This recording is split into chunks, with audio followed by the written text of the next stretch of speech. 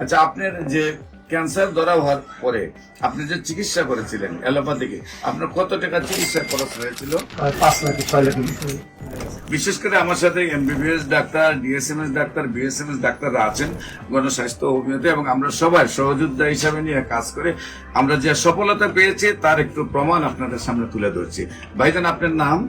লিটন দাস। লিটন দাস। আপনার পিতার নাম? বলাই বলাই দাস। আপনার ওয়াইফের মায়ের নাম? সরস্বতী দাস। সরস্বতী। আপনার ওয়াইফের নাম? ওয়াইফ নাই, বিয়ে করেন নাই? আচ্ছা আচ্ছা। আপনার বাসা কোথায়?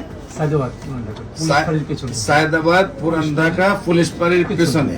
কিভাবে কোথায় চিকিৎসায় যান, কিভাবে চিকিৎসা আপনার এই রোগ ধরা পড়ে, এবং কোথায় কোথায় চিকিৎসা করেছেন, এবং কিভাবে সুস্থ হয়েছেন একটু দেশবাসীর উদ্দেশ্যে বলেন।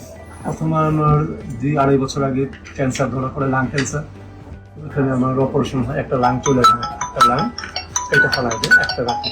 আর কেমো দিয়েছিলাম 3-4টা কেমো দেওয়ার পরে আবার 2 বছর পরে এটা ফিরে আসে শরীরে। ডাক্তার বলে আবার কেমো দিতে হবে।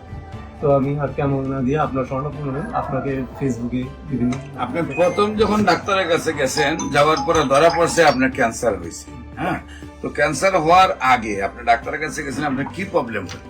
আমার কাশি হইতো, কাশি হইতো। কাশি হইতো আর শুকায় যাবে। পর্যাপ্ত পরিমাণে কাশি হয়তো, তারপরে ডাক্তার দ্বারা গেছেন, ডাক্তার দ্বারা যাওয়ার পরে দেখা গেল আপনার লাং ক্যান্সার।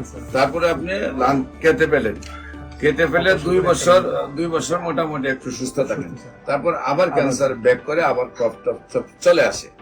সম্মানিত দেশবাসী, প্রত্যেকটা ক্যান্সারে কেমোথেরাপি, রেডিওথেরাপি বা অপারেশন করার পরে কিছুদিন ভালো থাকে, আবার রিটার্ন ব্যাক করে। তারপরে আবার অপারেশন, আবার কেমোথেরাপি, আবার রেডিওথেরাপি দেওয়ার পরে আবার কিছুদিন ভালো থাকে, তারপরে আর চিকিৎসায় ধরে না, একসময় মৃত্যুর মুখে ঢেলে পড়ে। সবাইকে আমাদের অফিস ভিজিট করার আমন্ত্রণ জানিয়ে যে কোনো প্রয়োজনে স্ক্রিনে দেওয়া নম্বরে যোগাযোগ করার জন্য আহ্বান জানিয়ে শেষ করছি। সবাইকে ধন্যবাদ। আসসালামু আলাইকুম ওয়া রাহমাতুল্লাহি ওয়া বারাকাতুহু।